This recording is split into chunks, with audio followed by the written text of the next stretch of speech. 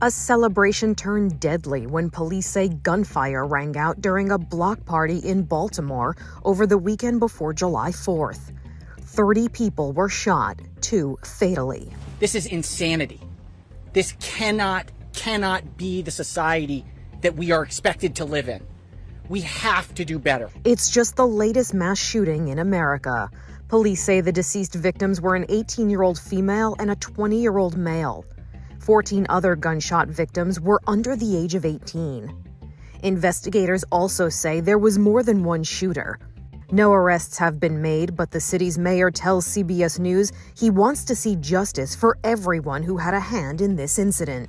We are not going to stop until we find them and hold them accountable, but we're not just going to stop at them. We're going to try to find out who sold the gun, who trafficked that gun into Baltimore, and hold everybody on the chain responsible. Anyone with information can call Baltimore's Metro Crime Stoppers tip line at 1-866-7-LOCK-UP. For Inside Edition Digital, I'm Mara Montalbano. And we continue to follow a developing story. Philadelphia police say a gunman wearing a bulletproof vest went on a shooting rampage last night in King Sessing, killing 5 people and injuring 2 children. That suspect is now in custody. Action News reporter Brianna Smith has been following the investigation. She's live in King Sessing with an update on this outburst of violence that happened on the eve of the 4th of July. Brianna, what are you learning? Yes, it's a sad day for this community. As they say, state and local leaders walked throughout the neighborhood where all of that violence unfolded, and they started here on South 56th Street, and their goal is to send a message of hope and healing to the community. Now, this all comes after 5 people were killed and 2 children ages 2 and 13 were injured in the shooting Monday night. Police were initially called to the area of South 56 in Chester for a shooting around 8:30. Police are reviewing this video believed to be the suspect firing on South 56th Street near Independence Charter School West. Now, police say at least 50 shots were fired. Officers say they chased after the 40-year-old suspect and arrested him on Fraser Street. Police say the man was wearing a bulletproof vest and had an AR-style rifle. Hours later, police responded to the 5th victim. They say a man returned home and found his 31-year-old son dead in the living room with several gunshot wounds. Now, we spoke to one resident who says he saw the violence unfold, and state representatives who are trying to prevent it from happening again. What you saw last night is why these weapons don't need to be in the hands of everyday citizens, and why we continue to fight in Harrisburg to remove them from our community. You have people just walking, enjoying their lives, and these type of weapons has now altered many families in this community. I heard a young man screaming like, help, help, help, please help. There's people walking by him.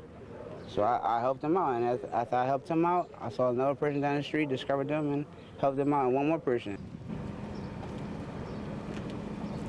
The state representatives say they're working hard to stop this violence. They're in budget talks in Harrisburg in hopes of sending more money to violence prevention programs and schools, as well as changing gun laws. Now, as for the shooting, the motive is still unclear, and whether the shooter, who police say is Kim Brady Carricker, if he has any connection to the victims. Now, we'll have more information at 4 after we speak to police. In King Sessing, Brianna Smith, Channel 6.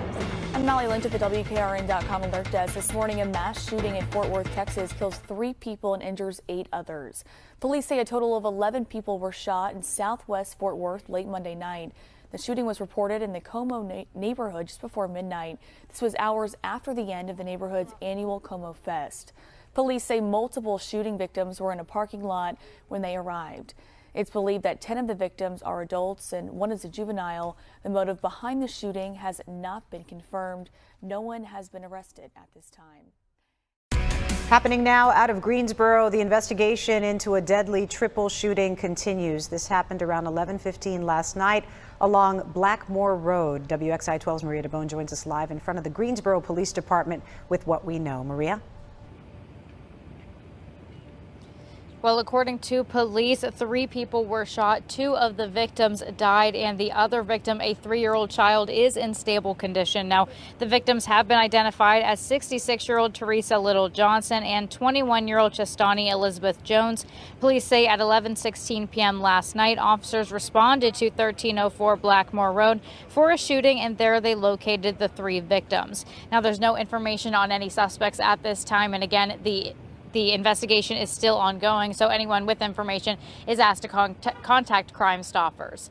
In Greensboro, Maria DeBone, WXII 12 News.